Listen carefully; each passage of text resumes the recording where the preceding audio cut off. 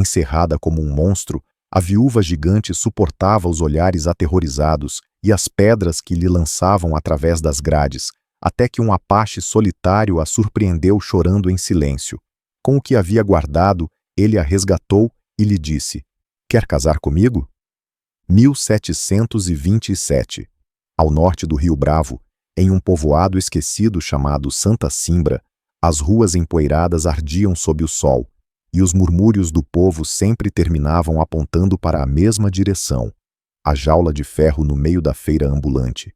Dentro, com as costas curvadas pelo peso da humilhação, estava Isabela Montiel, a mulher a quem todos chamavam de a viúva gigante. Não havia nascido monstro, mas a tragédia a havia transformado em espetáculo. Alta, de ossos largos e mãos enormes, Isabela havia perdido o marido em circunstâncias que nunca contou. Os do povoado não a viam como mulher, mas como uma raridade. Todos os dias, um grupo de curiosos se reunia diante da jaula.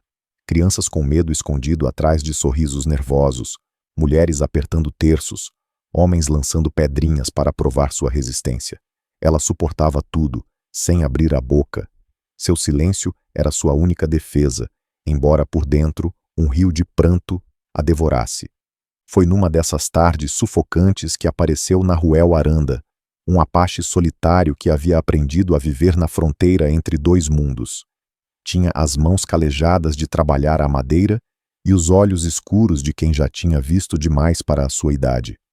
Caminhava sempre em silêncio, como se temesse quebrar a terra com seus passos. Naquele dia, ao parar diante da jaula, não buscou espetáculo, não lançou insultos nem moedas. Simplesmente ficou ali, observando.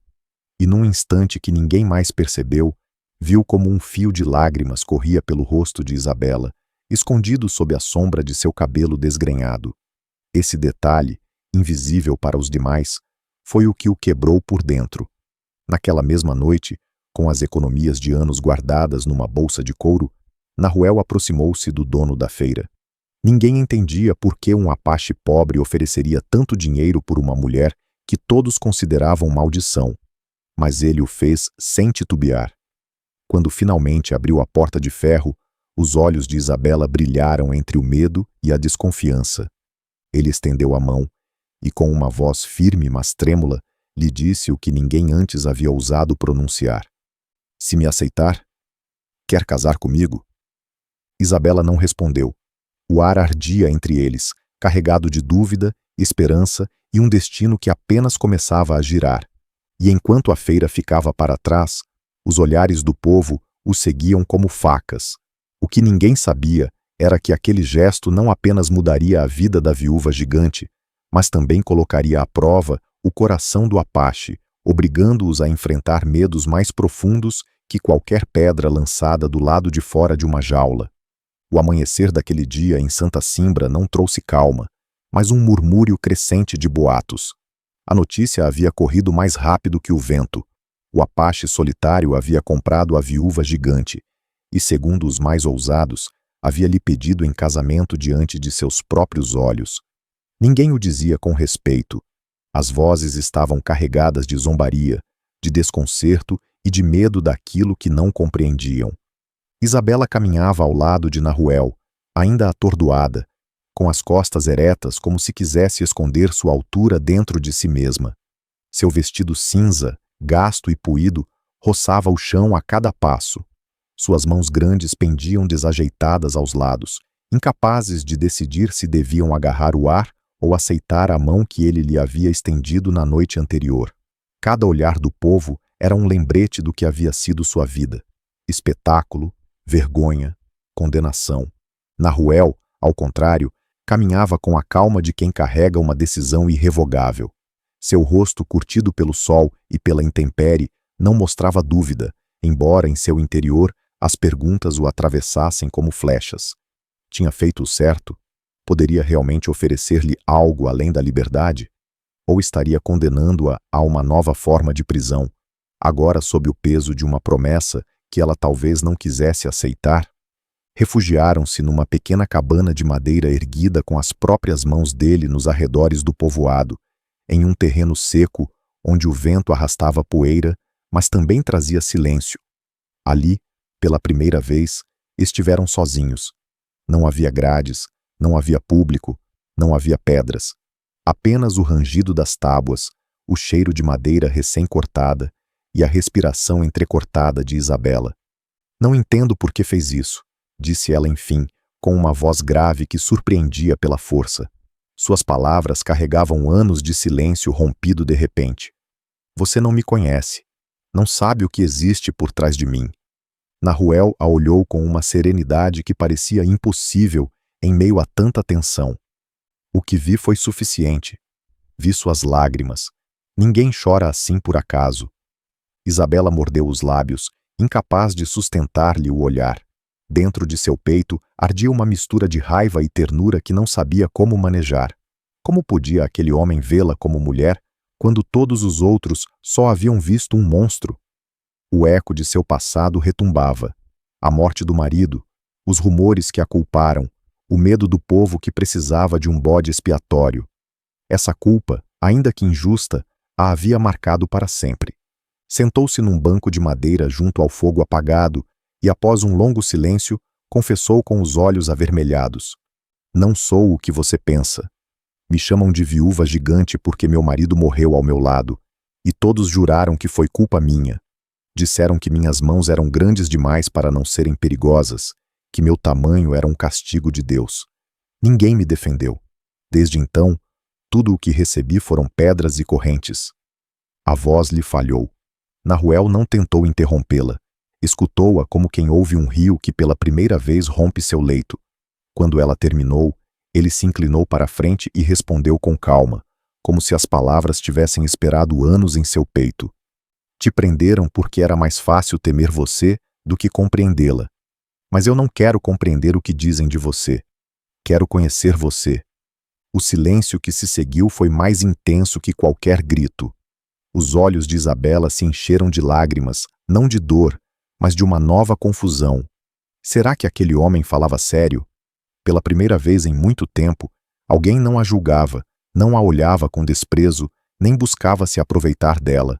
E embora ainda não tivesse respondido à sua proposta, naquela noite, ao deitar-se num canto da cabana, Isabela sentiu que algo dentro de si começava a tremer com força, como se um muro se rachasse por dentro.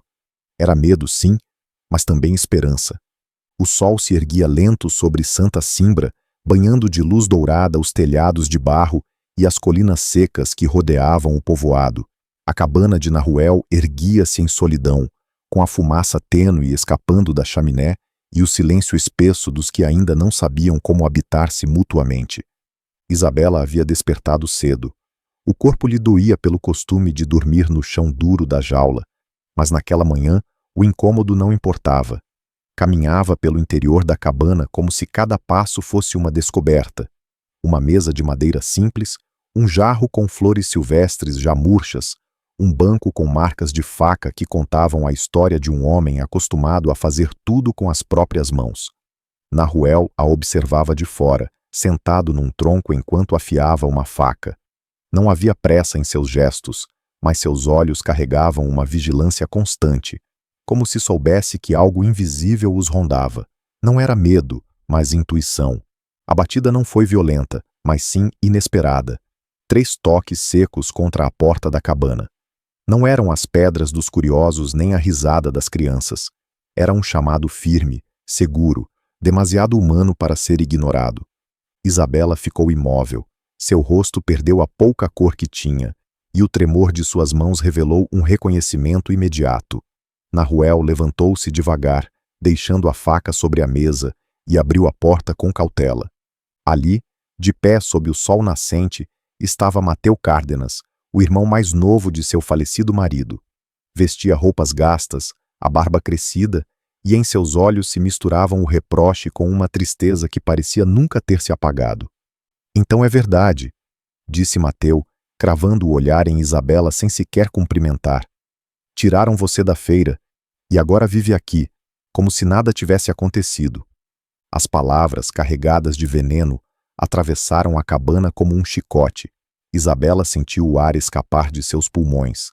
Havia anos que não via aquele rosto, mas em sua memória ainda estava fresco o dia em que ele, junto com os demais, havia sido parte do coro que a apontou como culpada pela morte de seu irmão.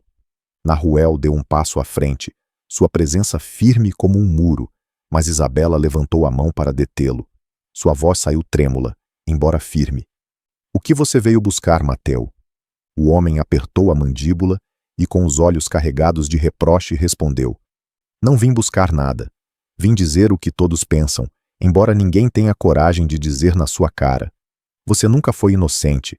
Meu irmão morreu depois de se casar com você, e o povo não esquece. Você pode se esconder aqui, mas sempre será a viúva gigante." As palavras a golpearam com força, mais do que qualquer pedra lançada na feira. Por um instante quis gritar, quis se defender, mas o nó na garganta a traiu. Foi Nahuel quem falou, com voz grave e pausada. "Se veio repetir o que todos já disseram, perdeu a viagem. Aqui ninguém mais vai acorrentá-la." Mateu o olhou com desprezo, como se a simples ideia de que um apache a defendesse fosse outra afronta imperdoável. Virou-se para Isabela e, antes de partir, deixou cair uma frase que incendiou o chão sob seus pés. "Você pode enganá-lo, mas mais cedo ou mais tarde a verdade sempre aparece." A porta batida em seguida ressoou como um canhão em meio ao silêncio. Isabela desabou no banco, com a respiração entrecortada e as lágrimas correndo sem freio. Nahuel se aproximou, colocou sua mão sobre a dela, e por um instante não houve palavras, apenas o peso insuportável de uma ferida que não terminava de se fechar. Mas no fundo daquela tormenta, algo havia mudado. Isabela já não podia continuar calando. O retorno de Mateu não apenas reabrira o passado, mas a obrigava a tomar uma decisão que não podia mais adiar. Ou carregar para sempre a culpa que outros lhe impuseram, ou revelar o segredo que havia guardado desde a noite em que seu marido morreu. E essa confissão, sabia, podia destruir a frágil esperança que começava a nascer entre ela e Nahuel. O silêncio na cabana se tornou insuportável. Lá fora, o vento levantava pequenas nuvens de poeira que batiam nas paredes de madeira, mas dentro o ar pesava como se as palavras não ditas ocupassem cada canto. Nahuel permanecia de pé, sua mão ainda sobre a de Isabela, com a calma de quem sabe esperar, mas com os olhos fixos em seu rosto, buscando em seu olhar um pedaço de verdade que ela ainda não ousava entregar. Isabela respirava entrecortado, seus lábios tremiam, e cada tentativa de falar se afogava antes de sair. Havia guardado silêncio durante anos, porque o medo de não ser acreditada era maior do que a necessidade de se explicar. Mas agora, diante daquele homem que a havia resgatado sem pedir nada em troca, entendia que já não podia mais se esconder. Nahuel, sua voz era apenas um sussurro. "Há algo que você deve saber, mesmo que depois me odeie." O apache não se moveu. Seu rosto não mostrava pressa, apenas uma seriedade tranquila que parecia lhe dar permissão para desmoronar. "Meu marido, Julian", disse enfim, e seus olhos se umedeceram ao pronunciar aquele nome. "Ele não morreu como todos acreditam. Não foi um acidente nem tampouco um castigo divino. Foi algo mais doloroso e mais humano." Fez uma pausa, fechou os olhos como quem mergulha em um rio gelado e continuou com a voz quebrada. "Julian estava doente havia anos. Ninguém sabia por que ele não permitia. Dizia que um homem devia mostrar-se forte, que a fraqueza era vergonha. Eu o cuidei em silêncio, o escondi dos olhares, inventei desculpas para suas ausências. A cada noite, a febre o consumia um pouco mais, e a cada manhã ele fingia ser o mesmo de sempre, até que numa madrugada não acordou. As lágrimas caíram pesadas sobre suas faces, e a angústia em sua voz tornou-se um grito abafado. Quando o encontraram sem vida ao meu lado, ninguém quis ouvir. Disseram que minhas mãos o haviam estrangulado, que meu tamanho era grande demais para não ser culpada. E eu não me defendi. Não soube como. O medo me paralisou. O povo precisava de um monstro, e eu era a figura perfeita. O silêncio que se seguiu foi tão profundo que se ouvia o estalar da madeira a cada rajada de vento. Nahuel, com o rosto grave, desviou o olhar por alguns segundos, como se processasse cada palavra. Depois, com voz firme, rompeu a tensão. Então nunca foi culpada. Foi apenas seu esconderijo, sua guardiã e sua condenação injusta. Isabela o olhou, surpresa com a clareza com que ele entendia. Cobriu o rosto com as mãos grandes que tanto odiava, como se quisesse desaparecer na penumbra. Mas Nahuel inclinou-se em sua direção e afastou-lhe os dedos, olhando-a de frente. Prenderam você porque preferiam acreditar em um monstro antes que aceitar a fragilidade de um homem. Isso não a torna culpada. Isso a torna corajosa. As palavras a atravessaram como um raio. Passara anos sonhando em ouvi-las, embora nunca tivesse acreditado que alguém ousaria pronunciá-las. Uma sensação estranha, mistura de alívio e medo, apertou-lhe o peito. E, no entanto, enquanto Nahuel falava, uma sombra de dúvida se infiltrou em seu interior.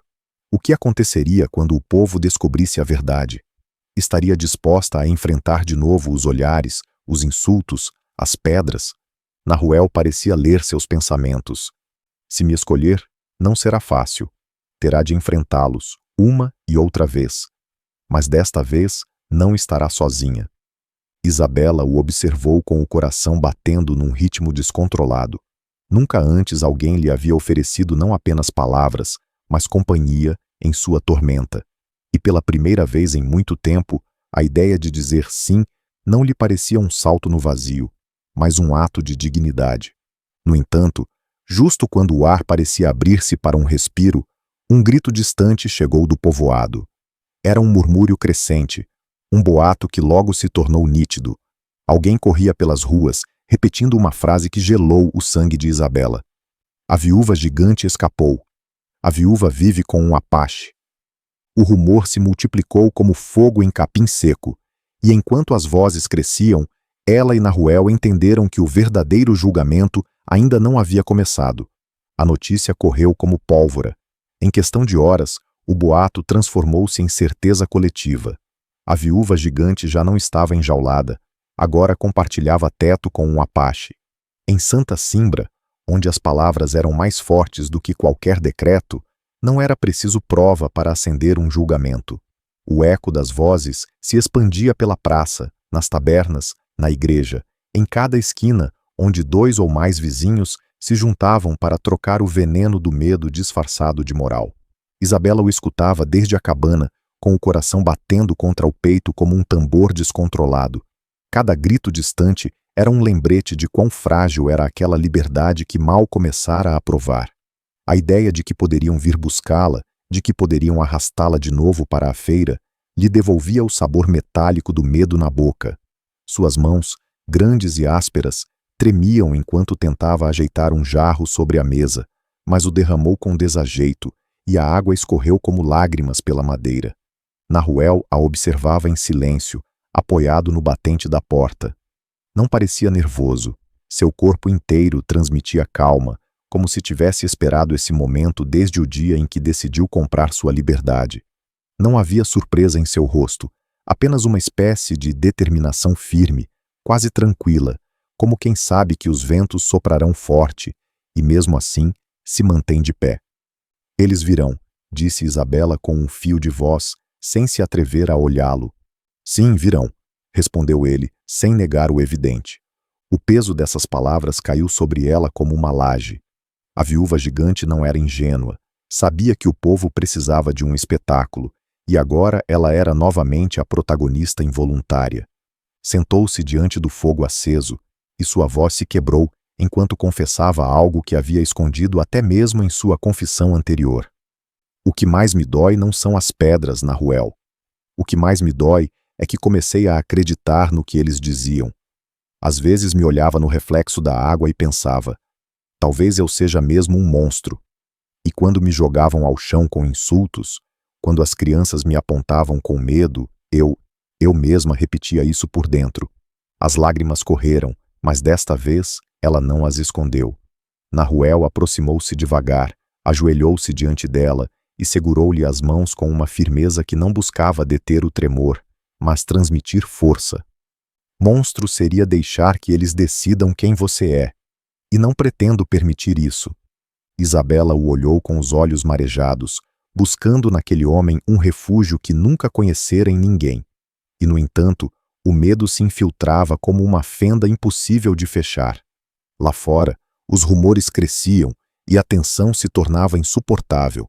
Ao cair da tarde, um grupo de homens começou a subir até o terreno onde ficava a cabana. Não traziam armas, mas suas vozes eram suficientes para intimidar. Queriam vê-la. Queriam comprovar com os próprios olhos que o boato era verdade. A multidão não buscava sangue, mas sim espetáculo. E para Isabela, o espetáculo era pior do que a morte.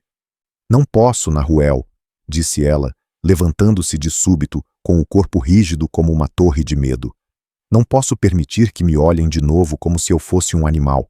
Prefiro fugir. Prefiro me esconder. Nahuel a segurou pelos ombros e a obrigou a olhá-lo. Sua voz era grave, profunda, com um fio que nunca havia usado com ela.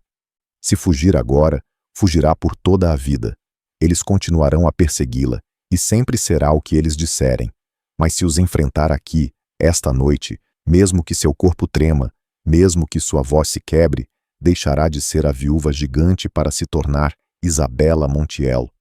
O silêncio que se seguiu foi como um abismo entre eles. O fogo crepitava, a multidão se aproximava, e nos olhos de Isabela travava-se uma batalha muito mais feroz que qualquer guerra no campo. Finalmente, respirou fundo, enxugou as lágrimas com o dorso da mão e pronunciou devagar, como se cada palavra lhe arrancasse um pedaço de medo. Então, eu ficarei. E nesse instante, com a multidão cada vez mais perto, soube que a decisão acabava de selar seu destino. O som dos passos sobre a brita tornou-se um tambor de julgamento, e a primeira voz que gritou seu nome rasgou a noite como uma faca. Isabela, saia daí! A noite havia caído sobre Santa Cimbra, mas a escuridão não bastava para ocultar o murmúrio coletivo que se aglomerava diante da cabana de Nahuel. Eram homens e mulheres com rostos tensos, crianças escondidas atrás das saias de suas mães, anciãos que mal conseguiam se sustentar de pé, todos arrastados por uma mistura de curiosidade e temor. Não traziam tochas nem armas, mas a força de seus olhares era suficiente para converter aquele encontro em um tribunal improvisado. Lá dentro, Isabela sentia como cada segundo se esticava como uma corda prestes a se romper. O fogo da lareira iluminava seu rosto umedecido por lágrimas secas e tornava ainda mais evidentes as sombras sob seus olhos. Respirava fundo, tentando dominar o tremor de seu corpo, como se cada inalação fosse uma batalha contra os fantasmas que lhe gritavam na memória. Nahuel, ao seu lado, mantinha-se ereto, com os braços cruzados e os pés firmes sobre a terra. Não havia arrogância em sua postura, mas sim uma segurança que parecia ancorá-lo ao chão. Não disse uma palavra. Sabia que essa batalha não era dele, que era Isabela quem devia dar o passo, embora cada fibra de seu ser quisesse protegê-la dos olhares do povo. Enfim, Isabela se levantou. A madeira do banco rangeu sob seu peso, e o silêncio na cabana tornou-se ensurdecedor. Caminhou até a porta com passos lentos, quase cerimoniais, e antes de abri-la, olhou para Nahuel. Seus olhos pediam forças, e ele respondeu com um leve movimento de cabeça que significava: "Você não está sozinha." Quando a porta se abriu, um murmúrio percorreu a multidão como uma onda. Ali estava ela, mais alta que a maioria dos homens, com seus cabelos escuros caindo desordenados sobre os ombros, e com aquele corpo que tantos haviam apontado como maldição. O ar se tensionou. Ninguém se atrevia a dar o primeiro passo. Foi uma mulher quem quebrou o silêncio. Chamava-se Dona Elvira, a mais idosa do povoado, de pele curtida e costas encurvadas, conhecida por sua língua afiada e memória interminável. Com voz áspera, porém forte, apontou para Isabela com um dedo trêmulo. "Sempre soube. Nunca deveria ter voltado a caminhar entre nós. Você é uma lembrança viva da desgraça de Julián." Um murmúrio de aprovação levantou-se entre alguns, como se aquela frase resumisse o que todos pensavam e não se atreviam a dizer. Isabela sentiu que seus joelhos vacilavam, mas não recuou. Sua voz, embora trêmula, abriu caminho entre a multidão. "Não foi minha culpa que Julián morresse. Nunca o disse, nunca me defendi. Mas já não posso continuar calando. Os rostos se contraíram. Alguns franziram o senho, outros desviaram o olhar, como se aquela confissão mexesse com o conforto de culpá-la sem provas. Isabela respirou fundo e continuou com lágrimas contidas. Ele estava doente. Eu o cuidei em silêncio porque ele não queria que ninguém soubesse. Não suportava a ideia de mostrar-se fraco. Na noite em que morreu, estava ao meu lado. Eu não o toquei, não o feri.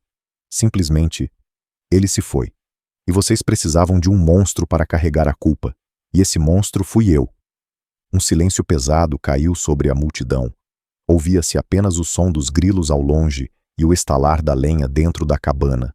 Ninguém ousava mover-se, até que um jovem deu um passo à frente. Era Ramiro Cárdenas, sobrinho de Julián, apenas um rapaz na época em que a tragédia ocorreu, agora transformado em homem de olhar firme. Eu me lembro daquela noite, disse, e sua voz tremia, mas não de medo, e sim de emoção contida. Lembro que vi meu tio Julián dias antes, suando, com a pele em brasa. E lembro que você, Isabela, estava com ele, levando-lhe panos úmidos, cuidando dele. Eu vi. Os murmúrios cresceram, desta vez carregados de dúvida.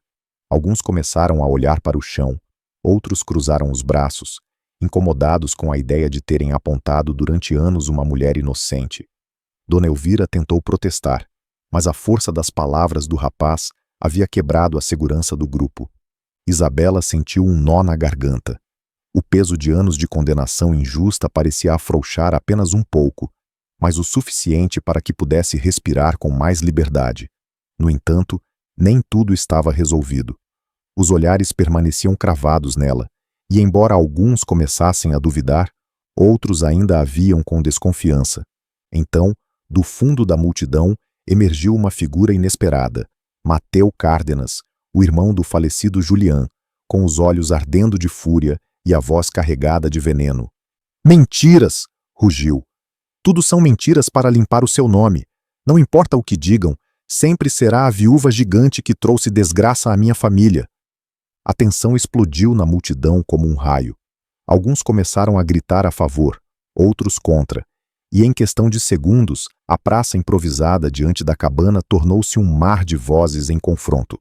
Isabela, de pé na porta, compreendeu que não bastava confessar a verdade. Ainda restava o mais difícil, enfrentar diretamente Mateu, o homem que mais ódio guardava contra ela. E esse confronto não apenas decidiria seu destino, mas também o de Nahuel, que havia colocado toda a sua vida em jogo ao escolher defendê-la. A multidão se agitava como um mar revolto, vozes a favor, vozes contra, olhares carregados de dúvida, outros de fúria. E em meio a essa onda, a figura de Mateu Cárdenas emergia como um farol de ressentimento. Seu rosto estava contraído, a barba descuidada parecia um manto de sombras sobre sua mandíbula, e seus olhos ardiam com um fogo que não se apagava nem com lágrimas, nem com razões.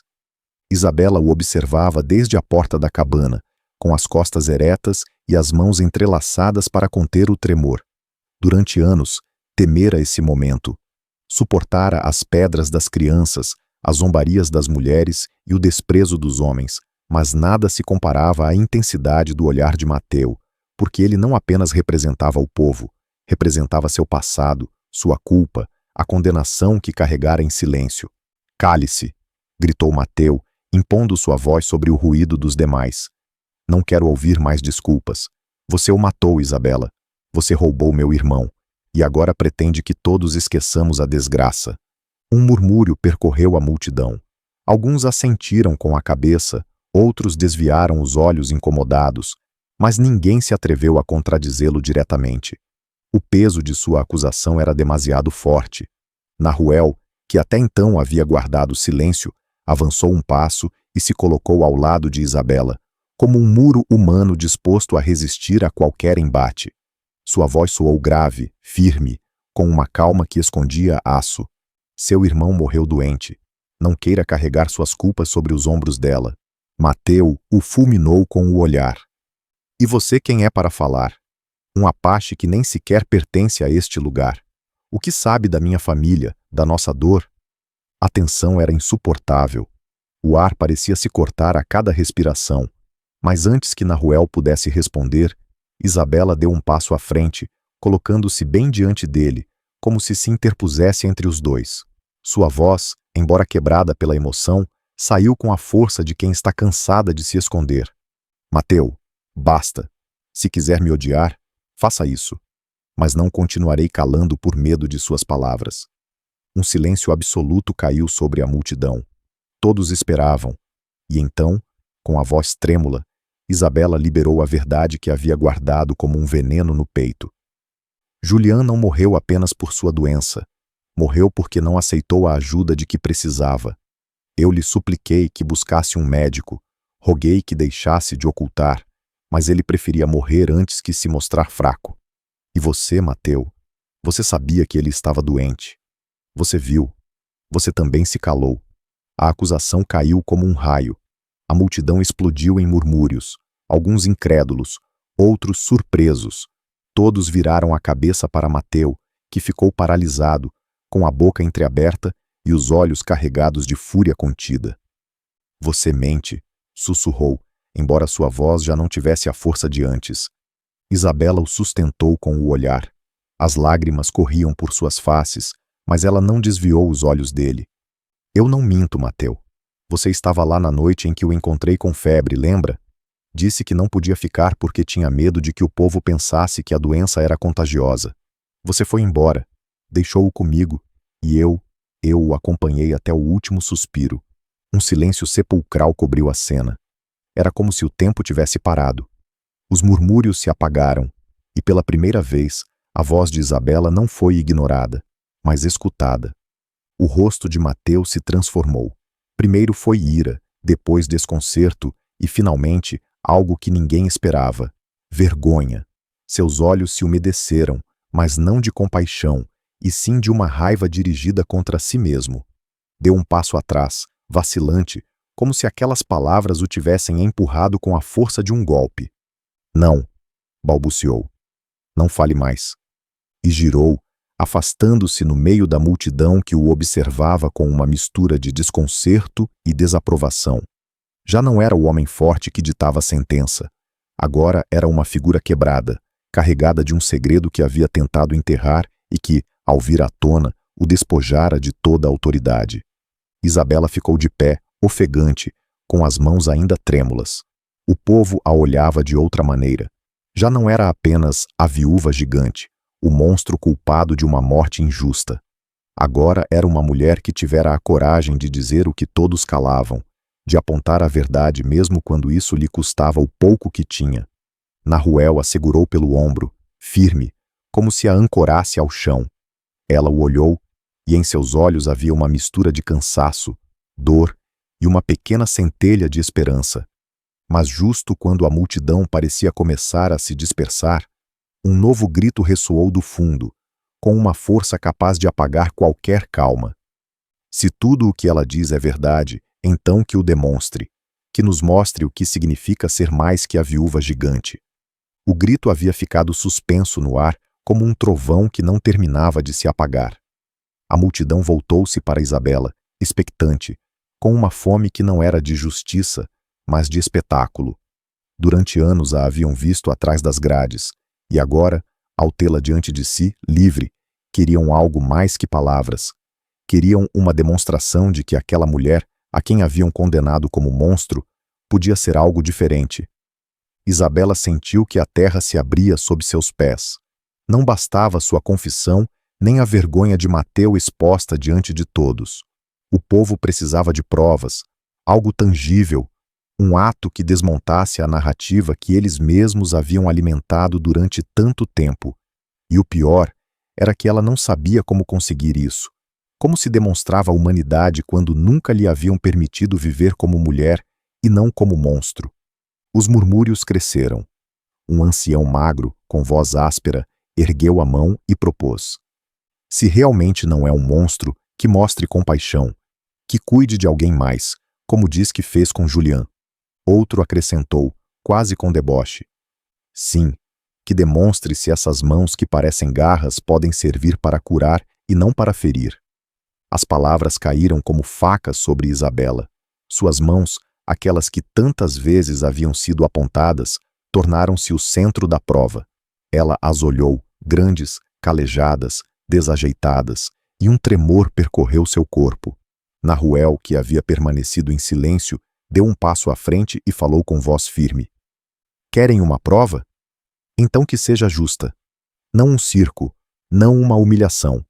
Se de fato querem saber quem ela é, deem-lhe a oportunidade de fazer o que sabe, cuidar. O murmúrio tornou-se mais denso. Alguns assentiram, outros protestaram, mas no fim, a voz do povo se unificou em um desafio que parecia inquebrantável.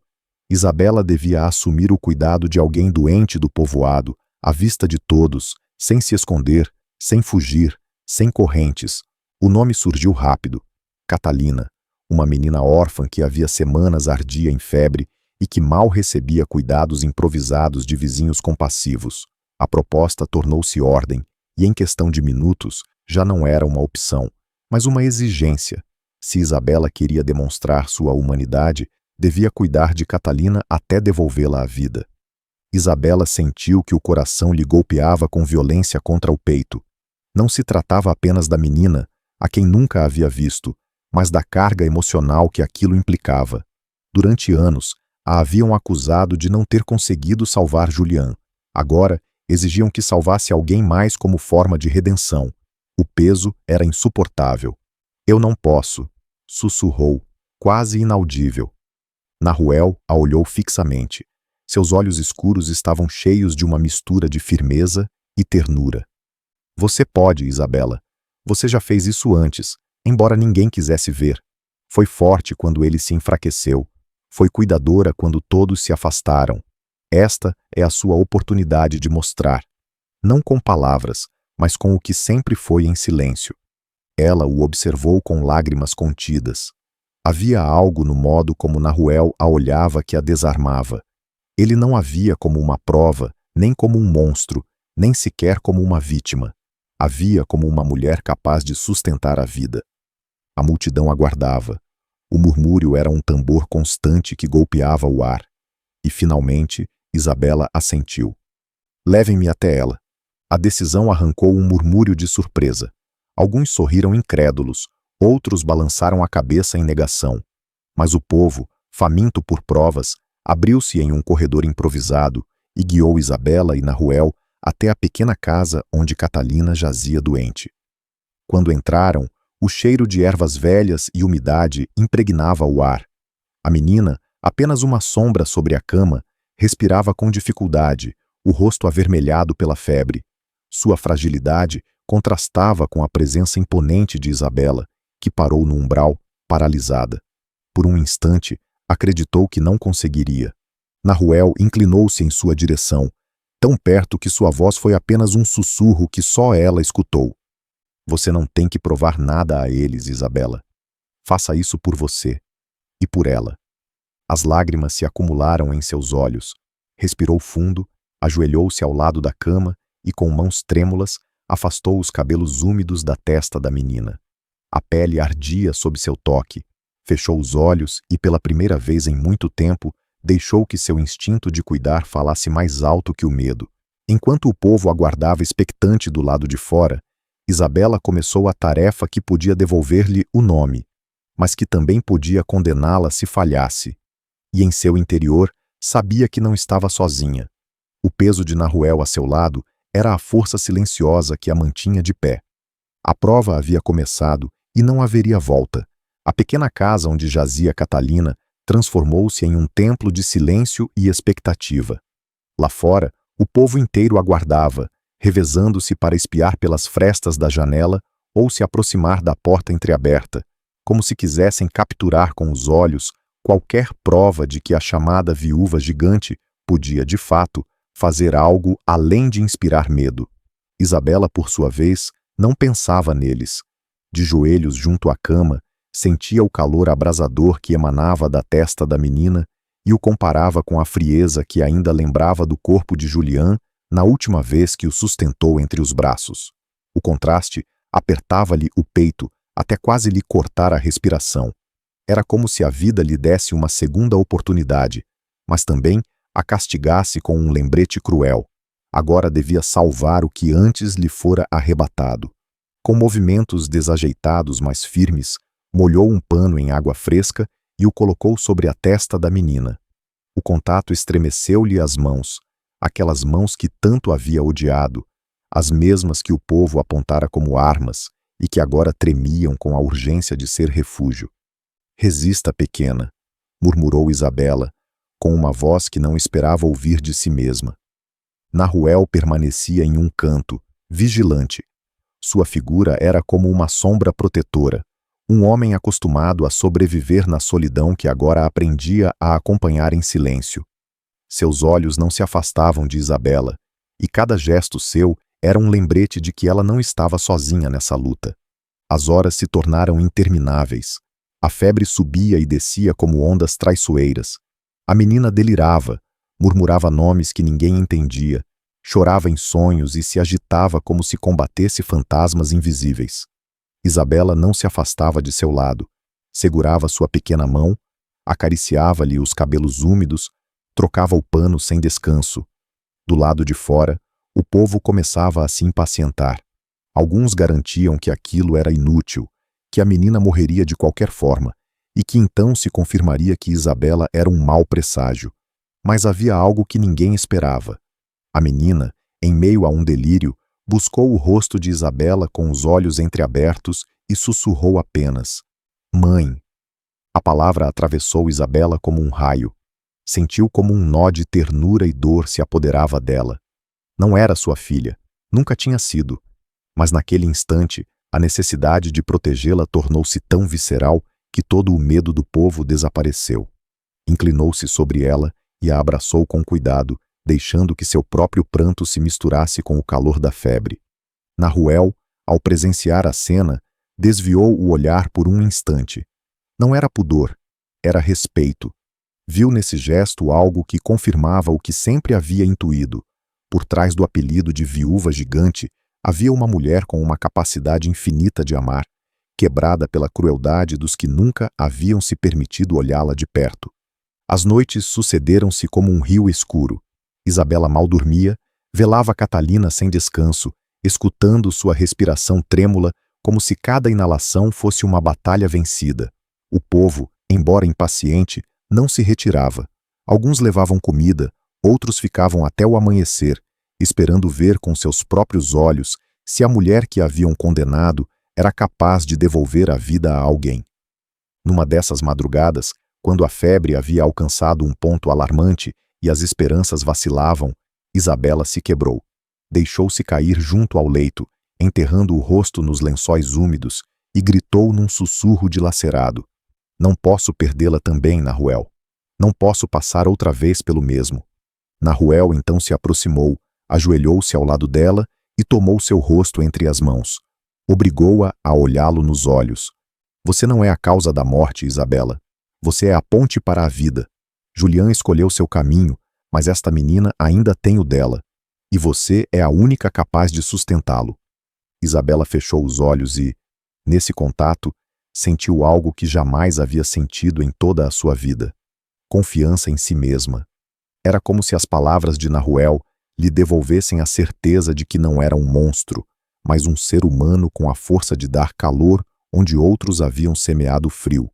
Quando a alvorada despontou no horizonte, uma mudança ocorreu. A febre de Catalina começou a ceder. Sua respiração tornou-se mais tranquila, suas faces menos ardentes.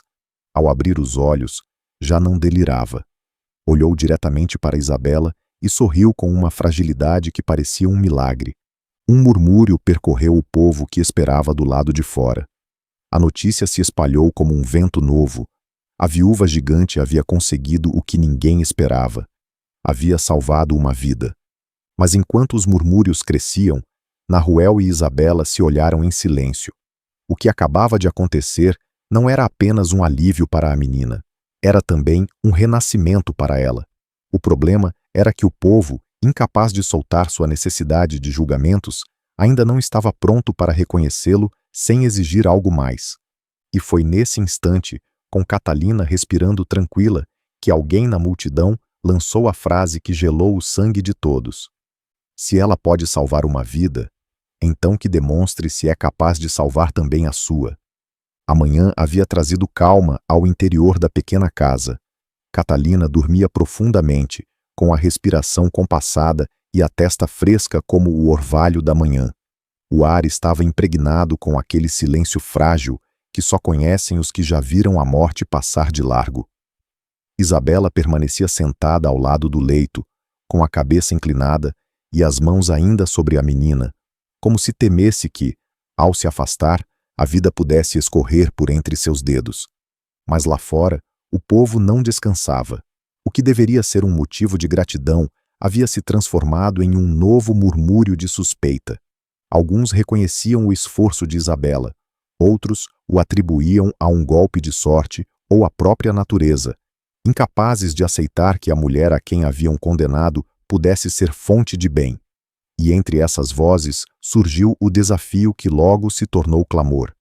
Se ela pôde salvar a menina, que agora se salve a si mesma. A frase ressoou na multidão como um eco que ninguém quis deter. Já não se tratava de Catalina, nem sequer de Julián. Tratava-se de algo mais profundo. Demonstrar que Isabela podia se reconhecer como algo além da viúva gigante.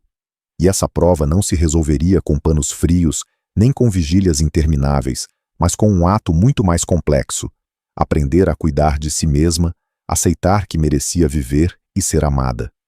Quando Nahuel entrou no quarto, a encontrou exausta, com os olhos vermelhos e o corpo vencido. Ajoelhou-se diante dela, tomou suas mãos e, com voz serena mas firme, pronunciou as palavras que o povo não se atrevia a dizer em voz alta. Isabela, todos já a viram cuidar, todos presenciaram sua entrega, mas agora querem algo que ninguém pode lhe dar de fora. Querem ver você escolher a si mesma. Querem saber se é capaz de levantar a cabeça e mostrar que sua vida vale tanto quanto a dos demais. Ela o olhou com incredulidade, como se aquelas palavras fossem grandes demais para caber em seu peito. Como posso cuidar de mim, Nahuel, se toda a minha vida me ensinaram que minha existência era uma vergonha? Como se aprende a amar algo que sempre se odiou?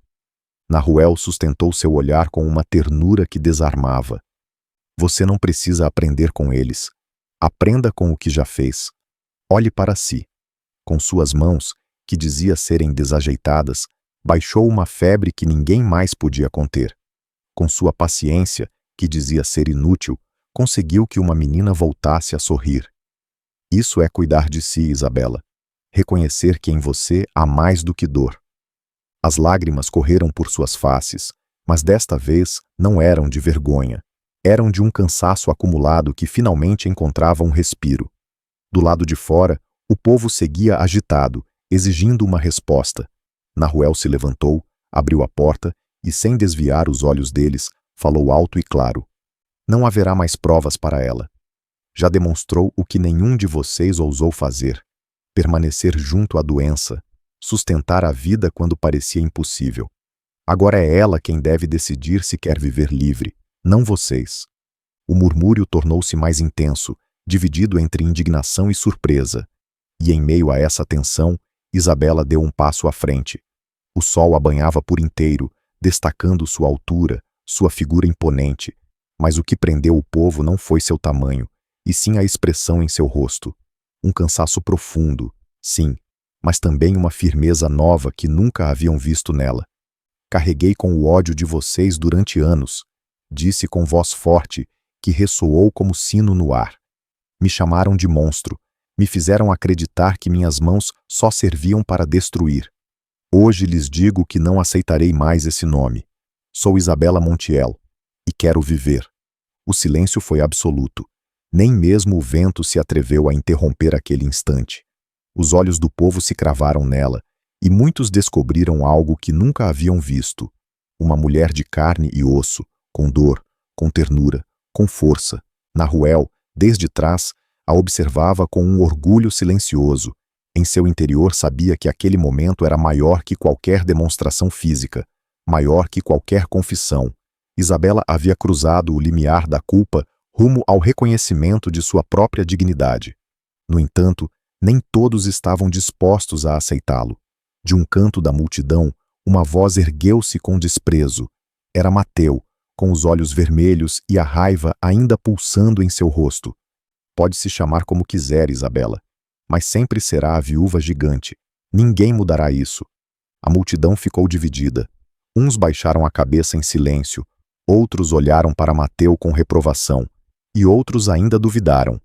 Mas nesse instante, Isabela deu um passo à frente, olhou-o diretamente nos olhos e pronunciou uma frase que se cravou como um dardo em todos os presentes. Não sou o que você diz. Sou o que eu decidir ser. As palavras flutuaram no ar, acendendo um murmúrio diferente, um que já não soava como condenação, mas como dúvida, como abertura, como a possibilidade de uma mudança real.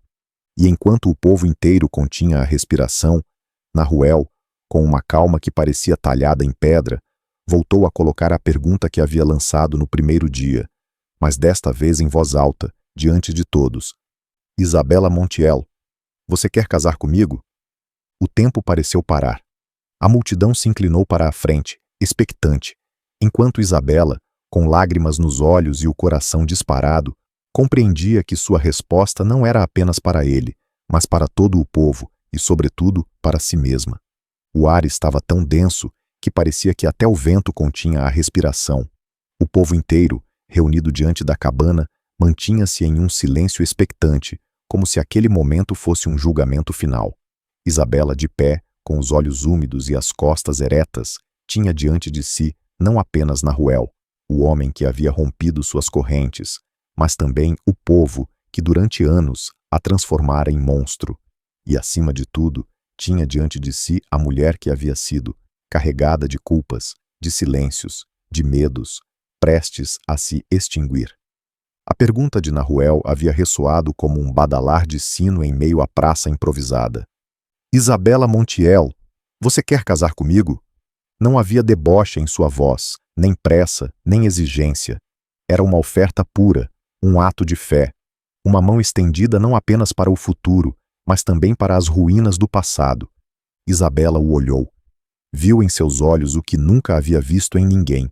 Reconhecimento. Ele não pedia explicações, não pedia provas. Apenas pedia para caminhar ao lado dela, como era, com suas cicatrizes e sua grandeza. Por um instante, sentiu como se o peso de todas as pedras que lhe haviam lançado, de todos os olhares que a haviam reduzido, se desprendesse de seus ombros. Respirou fundo, e quando abriu a boca, sua voz saiu forte, limpa, com uma segurança que surpreendeu até a ela mesma. Sim, Nahuel, sim, eu quero. Um murmúrio percorreu a multidão, primeiro como um sopro, depois como uma onda imparável. Alguns sorriram incrédulos, outros deixaram cair lágrimas, outros se resistiram a aceitar o que estavam presenciando.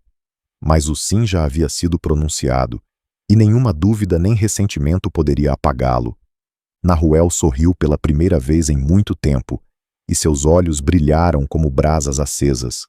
Aproximou-se dela, tomou suas mãos entre as dele, e o povo inteiro pôde ver o que nunca havia imaginado. A viúva gigante não era um monstro, era uma mulher que acabava de escolher a vida. Mateu, desde a multidão, tentou dizer algo, mas as palavras ficaram presas em sua garganta. O povo já não o escutava. O olhar de todos estava cravado em Isabela, e nesse olhar desenhava-se algo novo. Respeito. Talvez nem todos a amassem, talvez nunca a esquecessem como a viúva, mas naquele instante haviam sido testemunhas de sua transformação. A menina Catalina, ainda frágil, apareceu na porta com a ajuda de uma vizinha. Seus olhos brilhavam ao ver Isabela, e com voz suave disse: Ela não é um monstro, ela é meu anjo. As palavras da menina atravessaram a todos como uma flecha direta ao coração. As lágrimas rolaram por muitos rostos curtidos pela dureza da vida, e o silêncio transformou-se em um aplauso tímido que pouco a pouco tornou-se multitudinário. Isabela desabou em pranto, mas já não era um choro de medo nem de dor. Era um choro de libertação, de aceitação, de vida. Abraçou-se a Nahuel, e nesse gesto ficou claro que já não havia grades, já não havia correntes, já não havia um monstro onde antes o haviam pintado. Havia amor, havia redenção, havia futuro.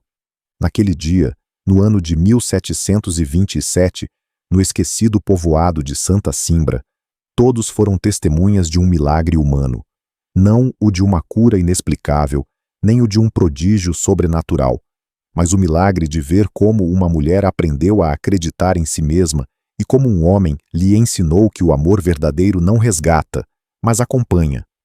O título de viúva gigante ficou para trás. Desde então, para aqueles que se atreveram a recordá-la de verdade, ela foi simplesmente Isabela Montiel, a mulher que se levantou do chão e escolheu viver. E aqueles que presenciaram aquele sim nunca esqueceram a certeza que se gravou em seus corações. Às vezes, a maior vitória não está em vencer aos outros, mas em reconciliar-se consigo mesmo e ousar amar. Se esta história tocou seu coração, deixe-me saber nos comentários. Dê um like, compartilhe com alguém que precise escutá-la e inscreva-se para não perder mais relatos intensos, cheios de emoção e aprendizado.